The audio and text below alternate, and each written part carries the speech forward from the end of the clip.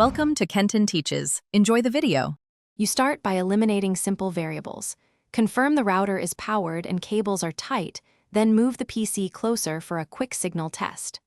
Open Settings, go to Network and Internet, then Advanced Network Settings and run the Network Troubleshooter to capture error codes. While that runs, write down your SSID, password, and the adapter name so you can reconnect if settings are reset. Once done, the troubleshooter often points to driver or IP issues to address next.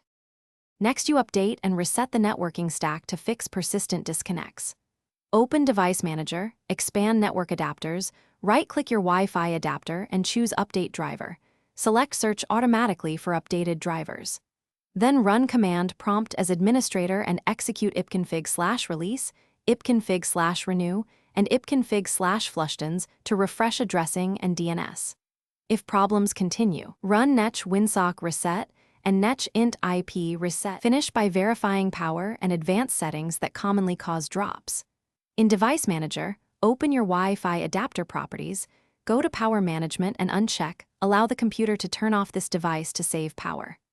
If instability persists, log into your router and try changing the wireless channel or force 5 GHz or 4 GHz to avoid interference, or assign a short-lived static IP if DHCP is flaky. One key troubleshooting tip: test with a USB Wi-Fi adapter to isolate whether the problem is the internal adapter or the network.